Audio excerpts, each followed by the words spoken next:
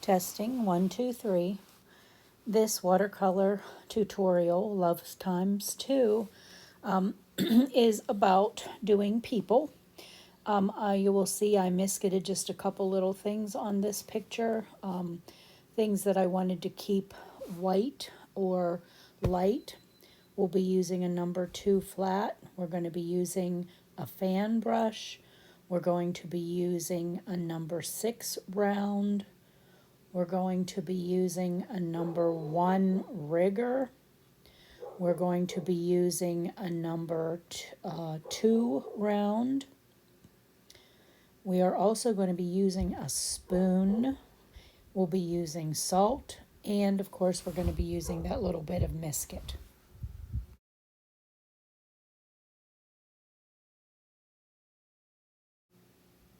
Colors that we're going to be using tonight, we're going to be using our cadmium yellow. We're going to be using sap green. We're going to be using some teal color, which I actually have a teal color, but if you don't, you can mix some blue and some green. We're going to be using some cerulean blue. We're going to be using some indigo blue, and that's for her pants, but of course you can make them any color. We're going to be using a little bit of alizarin crimson.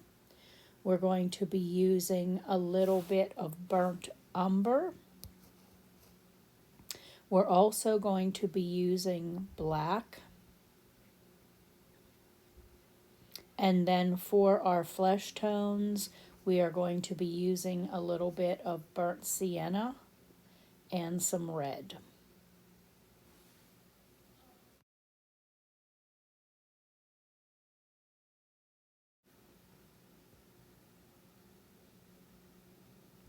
We're going to be starting with the background, and we're going to be using the spoon, and we'll be using our large 2-inch flat to put a nice wet wash of sap green on. We're going to be doing the whole background, but I'm only going to be doing half at a time. It does not matter if you get a hard line because this is the grass, so a hard line would just look like a piece of grass. It does not matter if you get a hard line. You do want to keep it nice and wet though, so that you will start to dry at an even pace, because you have to start to scrape with your spoon when you get to a matte finish. That means that the shine is gone from your wet paint, but it is still wet. So if you have a nice evenly wet background, then parts aren't going to dry on you before other parts. Make sure it's nice and wet. When it starts to lose its shine, that is when it is ready for you to start scraping with your spoon. You're going to invert your spoon and hold your thumb on the indentation of the spoon, and you are just going to start to scrape out the pieces of grass. Remember, keep it nice and wet. I'm doing just half of the painting at a time. This is a nice wash of just plain sap.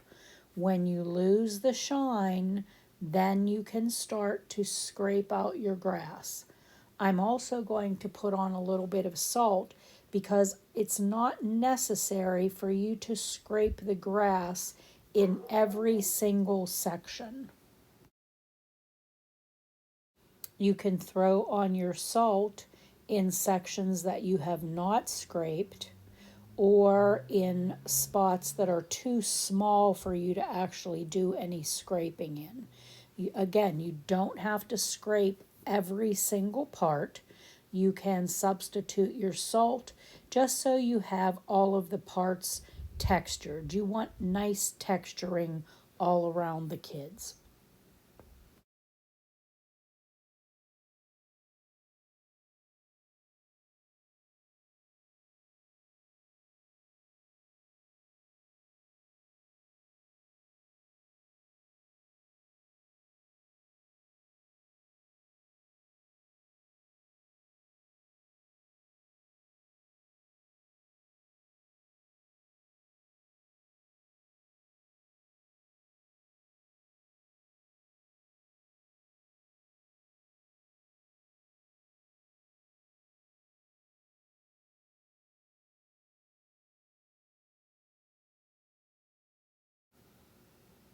Once all of your grass is put in and your salt is done and your salt has done what you want it to do, dry your picture well and brush off as much salt as possible because you don't want salt from somewhere else on your picture to possibly get into areas that you do not want salted.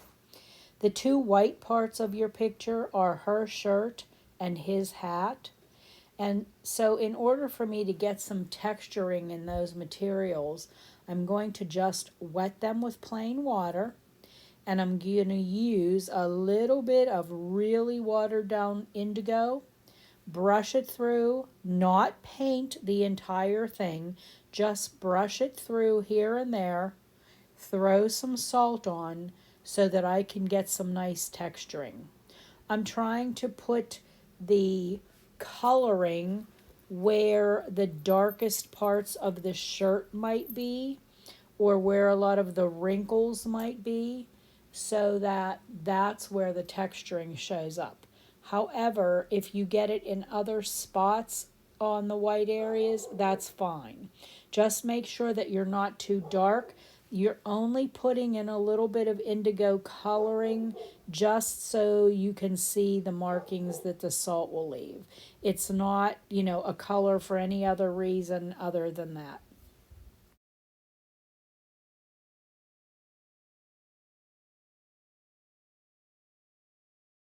When I start to put the coloring in the other areas, you want to make sure everything around it is dry so that those colors don't bleed. I'm using my teal color for his shirt. You can use any color that you would like for his shirt.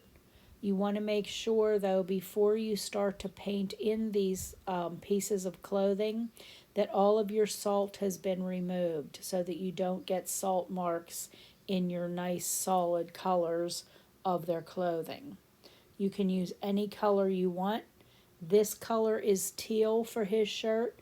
If you do not have teal, you can mix blue and green, water it down, or you can actually mix a little bit of green and turquoise, or you could use straight turquoise, watering it down. You just want to make sure that all of your salt has been removed so that you don't get salt markings on your nice solid colors. Once this is done, I'm going to dry it real well before I move on to any other colors, just so that I am quite sure that I won't have any of my colors bleeding into each other.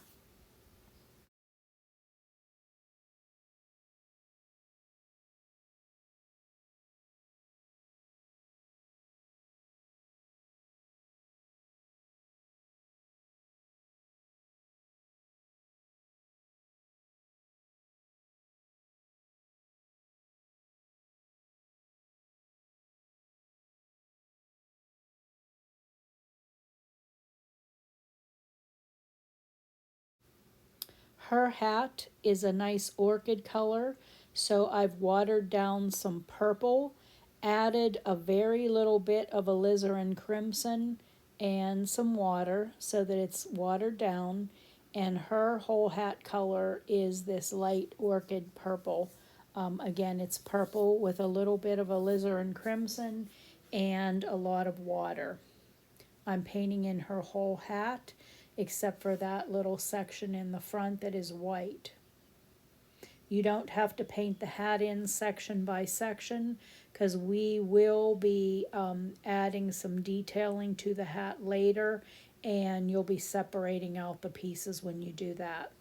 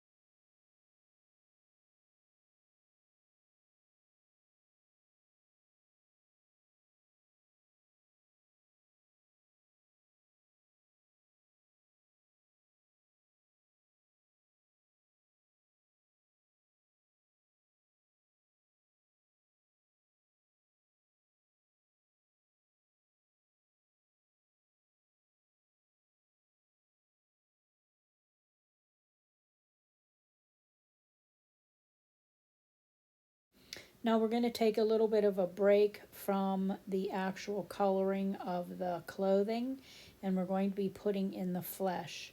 Your flesh tone is a little bit of red, a little bit of alizarin crimson, and a little bit of umber. If you want your flesh tone to be a little bit lighter, instead of umber, you can use burnt sienna. When we are doing the flesh tone on him, because it's heavily shadowed, I'm making it very intense.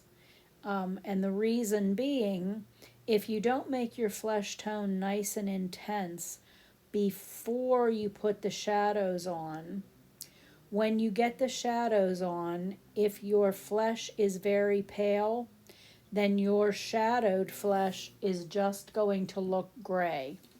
I don't want that to happen. I want it to look like shadowed flesh. So I am making my flesh tones nice and intense.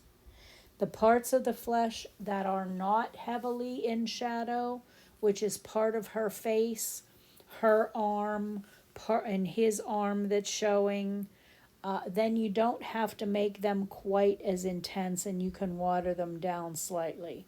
But otherwise, you want that flesh tone that's going to be fully shadowed to be intense in color. The other flesh tones can be watered down slightly. You still want them to be, you know, visible, so you don't want them to be too pale because everything dries lighter. When I do the fingers and the arm, I'm going to put it in nice and wet, and then I'm going to add a little bit of extra alizarin crimson to the mix and drop it in on the fingertips. That way the fingertips are going to look like they're a little bit more pink than the rest of the fingers and the arm. I'm going to do that on just the very visible arms and fingers, not the ones that will be heavily shadowed.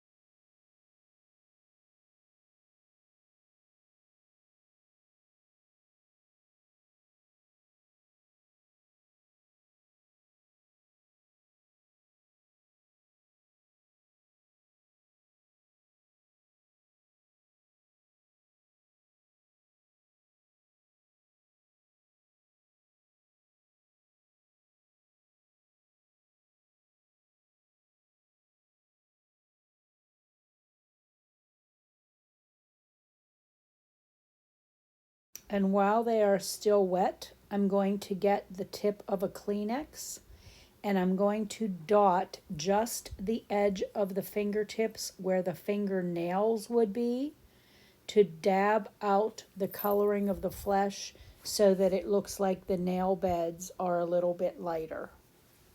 We will work with the nail bed and the actual nail then later.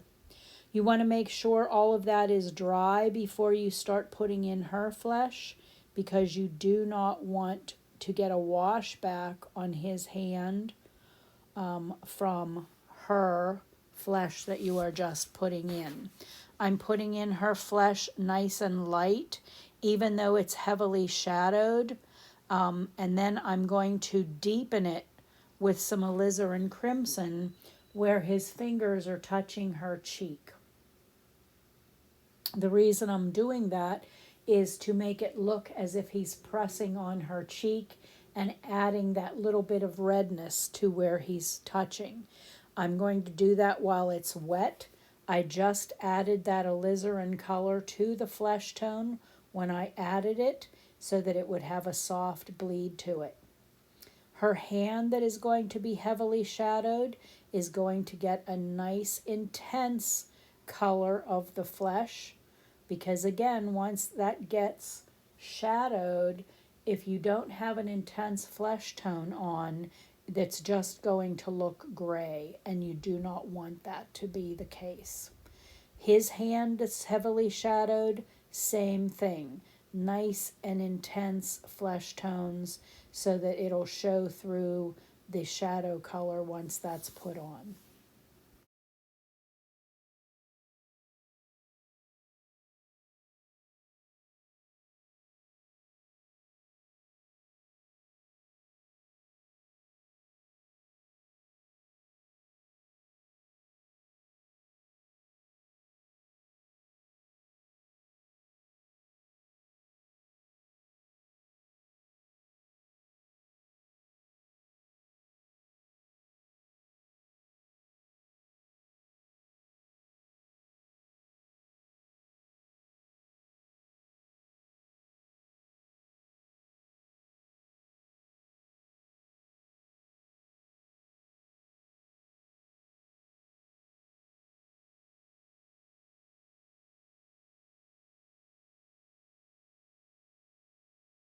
Back to her pants color, which is indigo.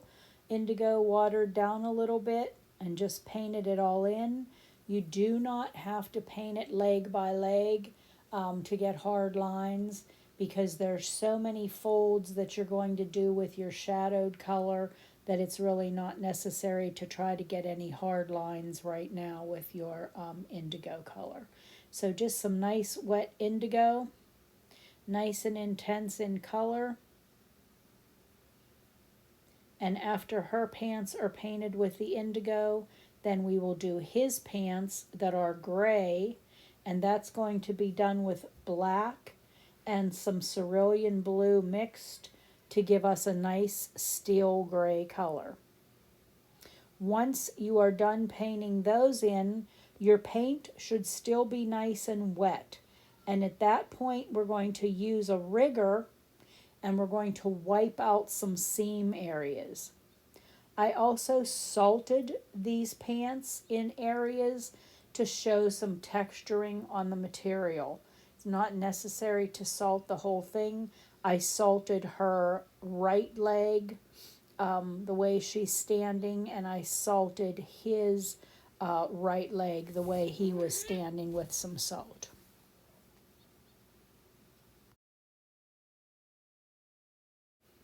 Now everything is painted in, but it should still be nice and wet.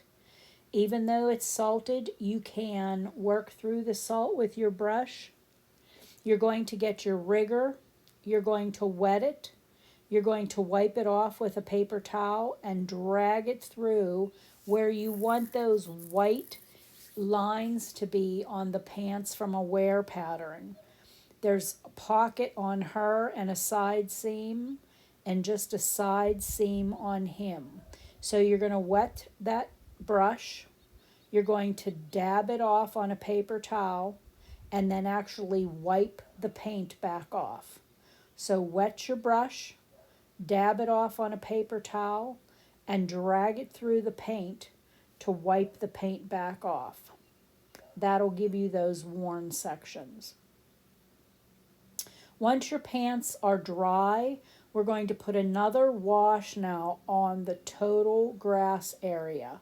That's going to make the grass more intense, and it will also help to show where our grass lines have been spooned out. So I mixed some yellow, cad yellow, with my sap green and put a nice wash over the total grass area. Once that is dry, we're going to try to separate out some of the grass by painting in between the spoon lines. I mixed a little bit of black with my sap. We are not doing this to every spoon stroke that's on the paper. Pick out some areas, and you're going to paint in between the grass lines. So you're kind of separating the grass out just by painting around your spoon scrapings. And then that way it's helping to show that this is individual grass blades, but you're not doing it on the whole picture. You're just picking out some sections. I kind of went in a straight zigzaggy line around her and then down towards the middle between them, and a little bit behind her. But I hopped around, and you can see that I'm not doing every single section. So you can pick and choose what sections you want to do. This is something that you can always add to. So, after you've looked at it for a day or an hour and you want to add, you can. This is something that can always be added to.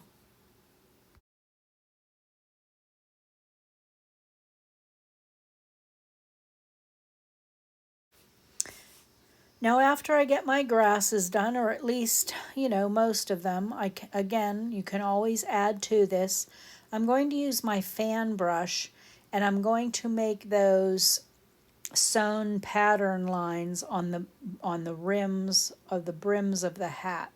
I'm just using my watered down indigo for that. And on my purple hat, I'm mixing a little bit of indigo to my purple, and I'm just making those nice lines. This way you don't have to make them individually. If you feel more comfortable making them individually, you can, but you are going the direction of the rim of the hat. So you're going like in a circular motion for these. Make sure that you get these lines put in correctly, or it's going to throw off the whole way that the hat is looking on their heads. Make sure you get your lines correct.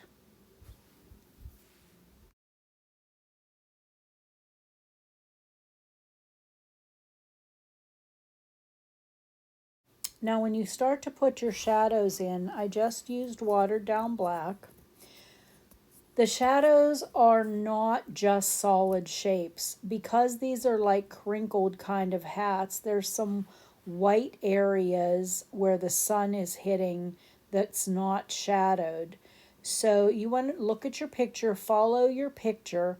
There's a lot of dry brushing, a lot of broken lines, because as I said, there's a lot of white areas because of how the material is crinkled and folded.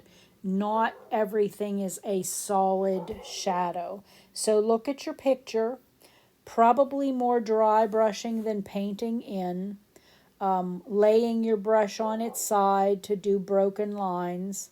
However, it's best for you to achieve what you want. The back of the hats, of the white hat, gets most of the shadowing. Same with the purple hat. The backs to those hats get most of the shadowing. And then under the brims on the shirts will get some heavy shadowing. But look at your picture. You're going to be following your picture. You can always add to shadows also. So it's better to underdo your shadows and add to it than to fill the whole thing in with a big dark shadow and then you can't lift it. Look at your picture. Follow your picture a little bit at a time. Study your picture before you go gun-ho with your shadows.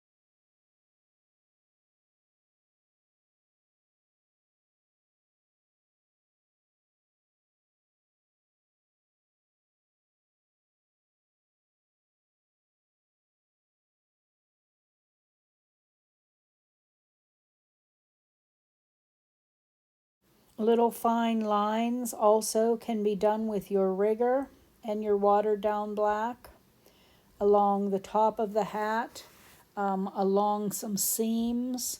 Wherever you see some nice fine lines, you can go ahead and put those in with your fine rigger. You don't have to do them now. You can do them at the very end if that's, more to your liking as a finishing touch. You can do that then.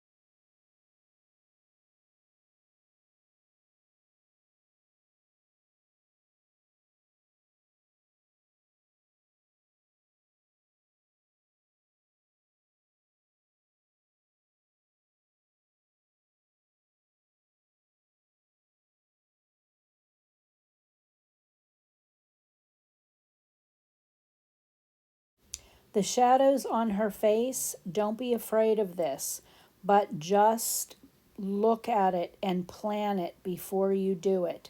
Know where it's going to be so that you can do it all at one time, nice and wet. You don't want hard lines on your shadows, meaning you don't want that shadow to start drying before you're done with it.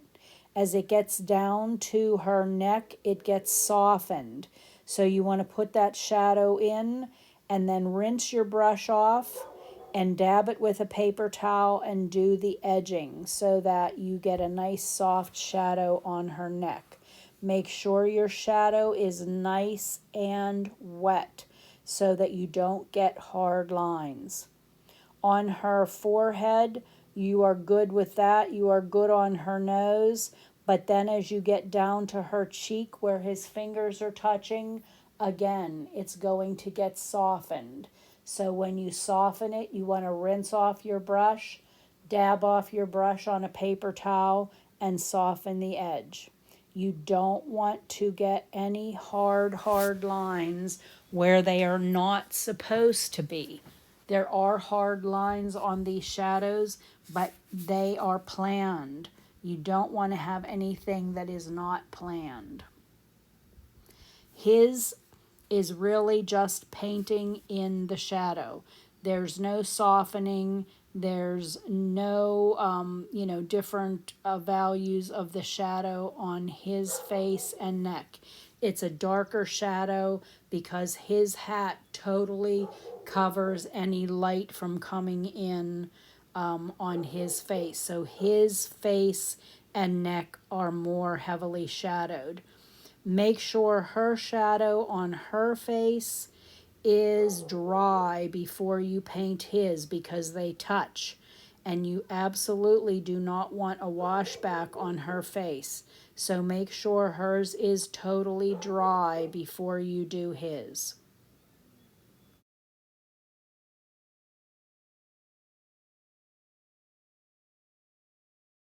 Now, her face, there are some sections that get a second value to the shadow.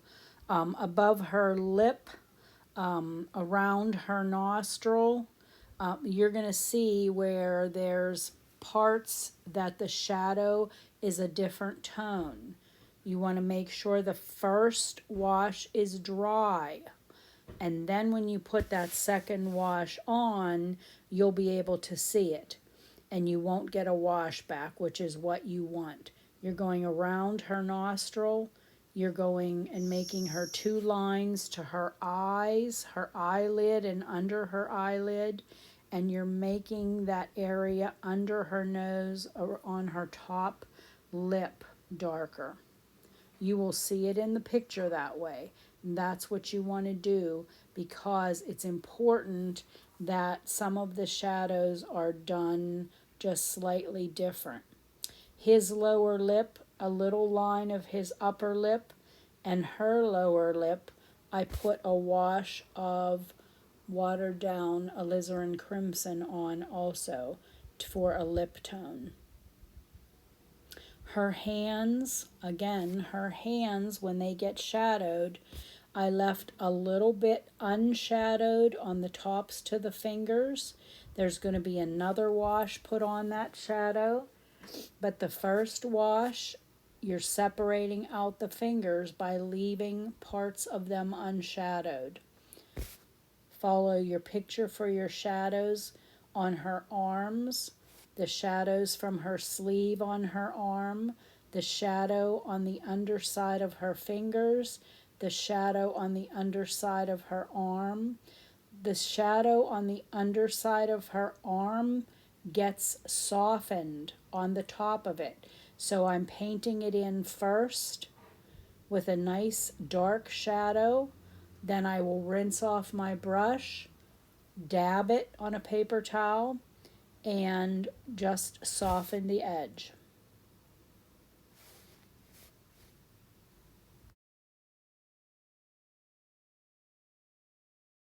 Still working on her face now and his. I'm going to paint in his little bit of a sunglass lens. I'm going to paint in the little bit of a blackish area on his lower lip. I'm going to paint in her eyelid and the little puff under her eye. I'll paint in her eyebrow. And this isn't with real black paint. This is watered down. You can always deepen it by putting additional washes on, but you want to make it dark enough that it can be seen. Her eyelashes will come in just with your rigger, nice little short eyelashes.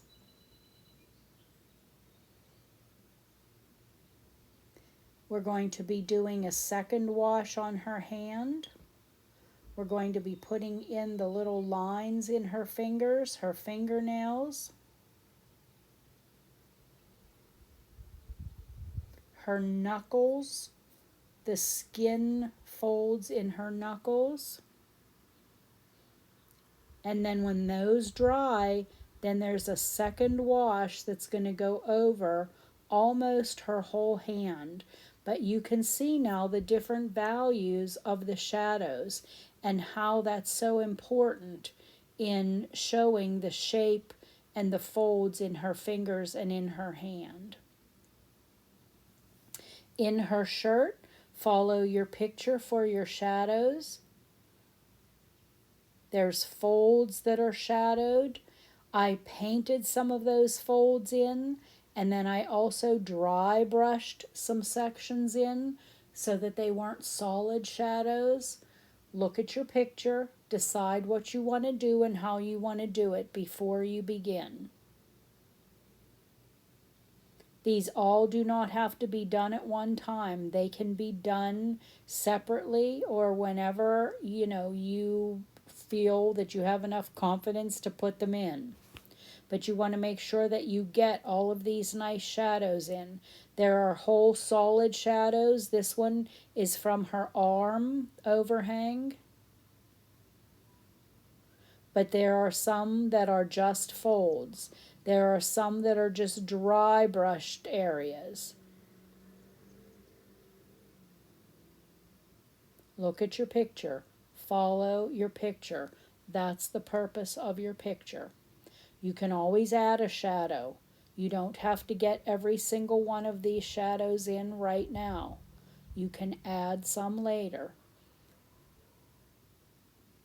It's better to add than to try to take something off. You can't take off a shadow.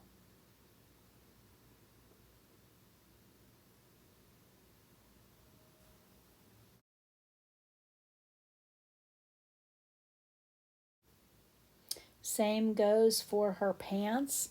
You're going to be doing her pants shadowing with the same thing, some watered down black, although the front shadows and the shadows in her pants are going to be much deeper and darker in color because they're going to be going on indigo. So the front of her pants will be much darker in shadow, just means that you'll add a little bit more black paint and make that black a little bit more intense. Most of those shadows are just dry brushed from side to side, except for the solid shadow in the front that is one big piece. And if you look at your picture, you will see exactly what that shadow looks like. These shadows just go from the back of her pants towards the front, lines and dry brushing, and then there's going to be that nice big dark shadow in the front of her pants. It has a specific shape. Look at your picture. If you want to pencil it in lightly with a pencil first, you can, but I really don't think that's necessary because the shape does not have to be exact.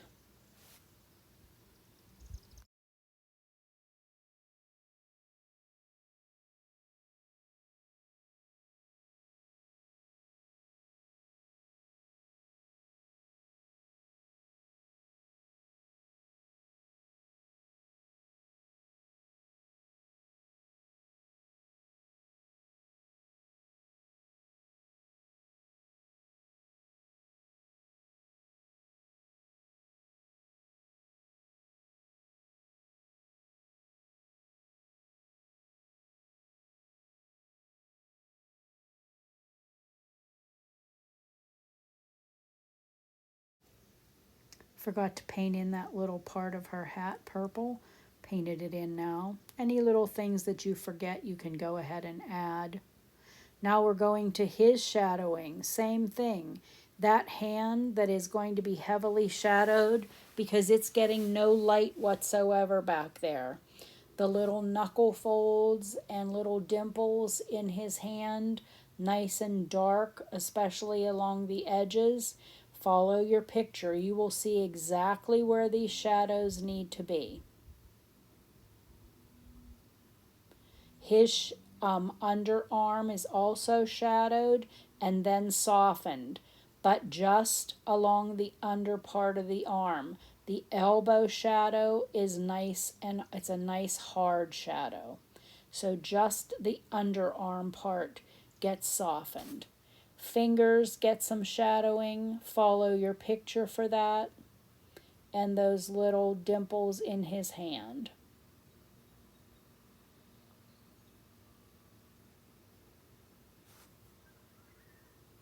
I'm going back in. Anything that needs deepened, I felt that I needed to deepen her eyelashes a little bit. I needed to deepen the shadow under her hat just slightly, so I'll deepen that.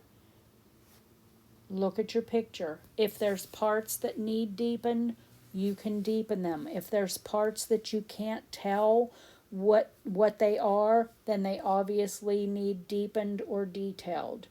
It's better that you see that and you can go back in and deepen or darken. It's worse if it's so evident and so dark that it stands out and that's all that you see.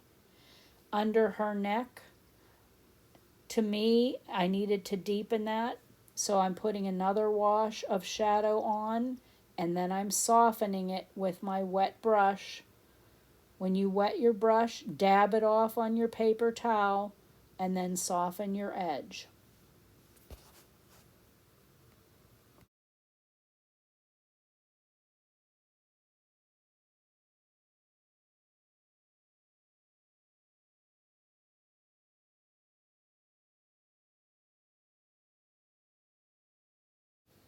Little details start to come now. You're going to be doing stitching in the hat. You're going to be doing the lettering on the front of her hat.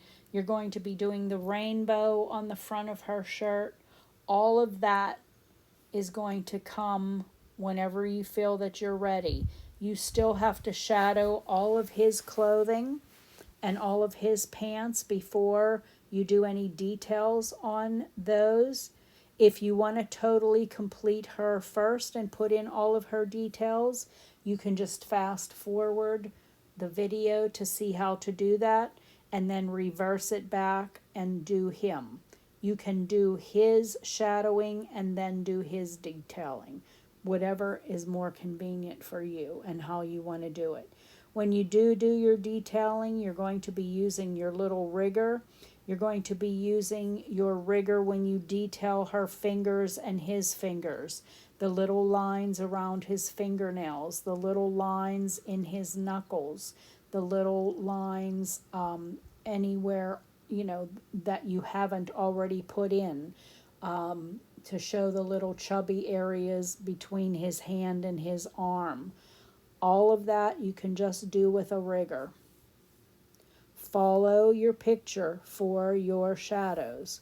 Again, a lot of the shadows are totally filled in on the front of him, but they will be dry brushed in other areas of his shirt. Don't get too carried away with doing so much shadowing that when you decide to put in the detail on his shirt, if you're going to do the detail, you won't even be able to see it because everything you have is shadowed. So be careful with your shadowing. The front of his shirt has more shadowing than the sleeve or the back of his shirt.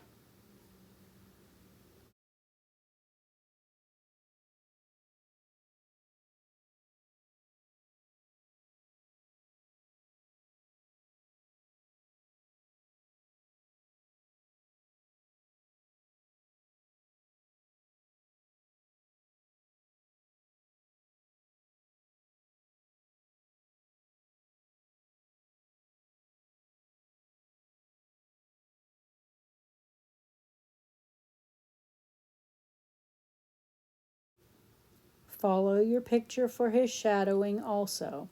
The back of his shirt has some specific shapes that you can see, and then dry brushing. The front of his shirt, and again, when you are shadowing, you want to shadow like in rounded arches so that it looks like his body is rounded. You don't want to just go straight across and straight up and down. The way you shadow is the way that you are forming their shapes on their bodies also. So it's important that you move your brush in a circular motion. His pants are just like hers, a lot of dry brushing from side to side, but arc those, round those, so you're showing the roundness to his pant leg also.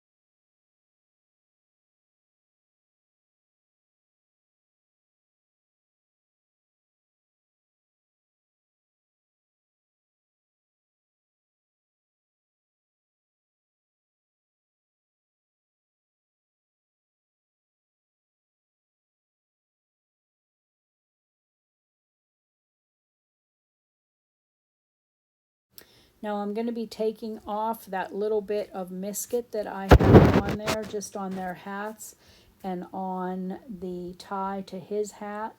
And then I will be doing a little bit of shadowing on those. It's basically all that needs done is just that little bit of shadowing.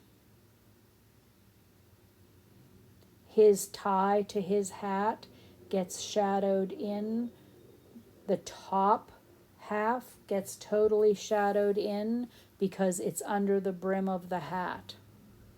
And then you can add little stitching lines with your rigger when that's all dry.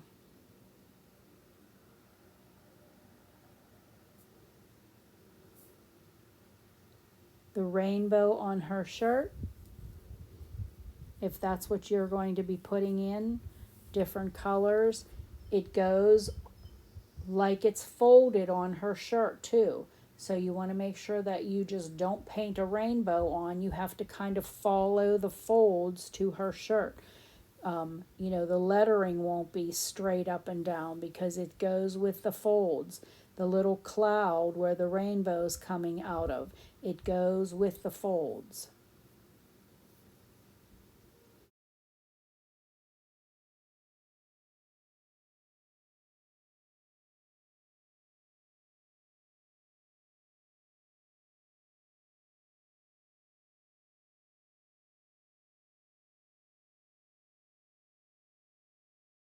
Once you think you have all of your shadows done, look again. Because when you think you're done, you're probably not. If you look, you probably left out a shadow from where his shirt overhangs, or where her shirt overhangs, or a finger that you might have missed, or a part to a hat that needs shadowed in. Like the little tie part that's under the rim is probably darker than what you might think.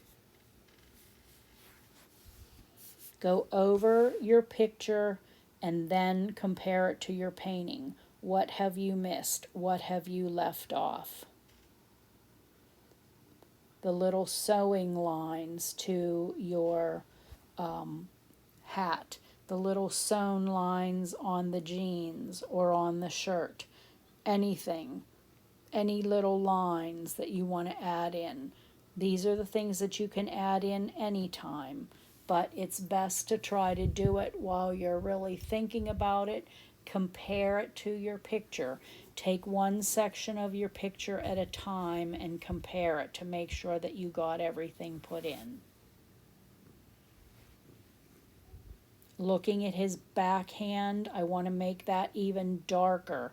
I want to make it darker so that it makes his front hand stand out all the more.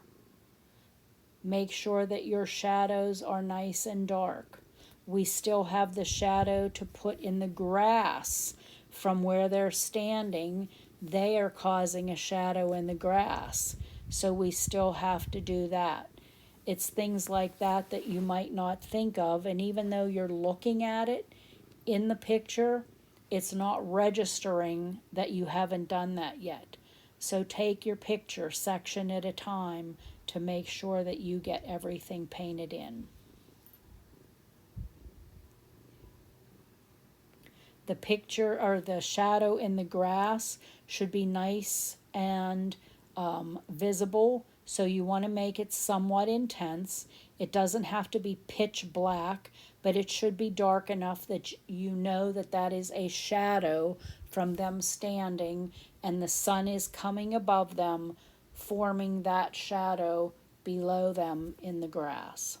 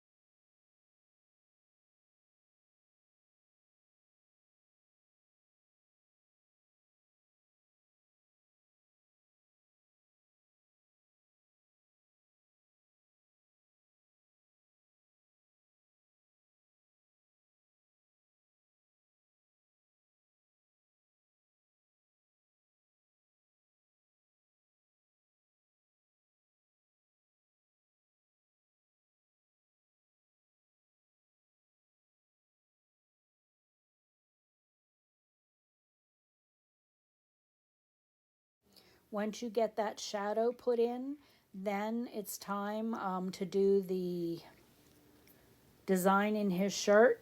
It can be any design you want, but this specific design is a cactus. So I'm doing it with my nice thin rigger. I'm not drawing it on first. I'm just doing lines to make it look like a cactus, doing the cactus arms.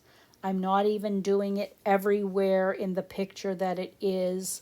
I'm just picking out sections on his shirt that are open and that look like they need something, and I'm putting cactus pieces in there. Again, when you're doing a design on the shirt, you have to follow the folds of the shirt. You can't just draw a cactus on over the folds. Some of your cactus parts will not be visible because of a fold. So you want to make sure that you are thinking about that before you paint it on. Look at your picture or look at how you made the folds in the shirt.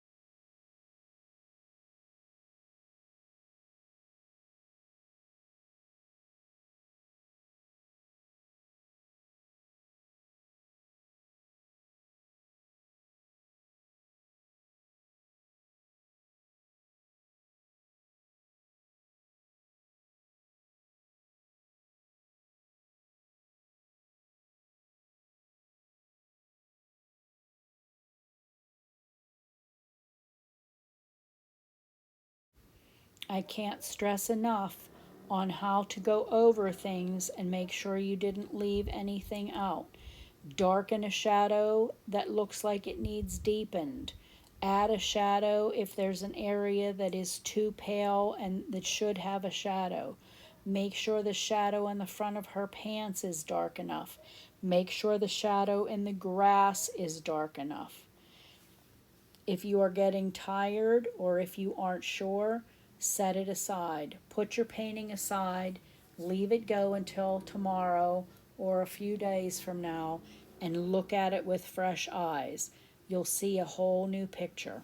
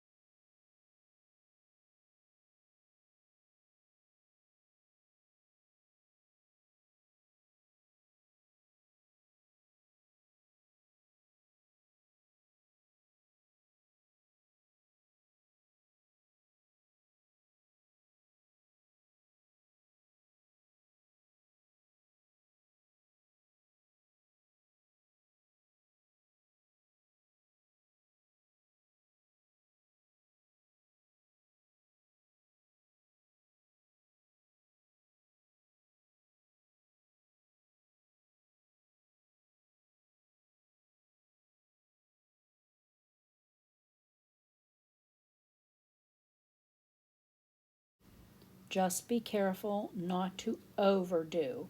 You can always add, but it's very difficult, especially in shadow situations, to take anything off.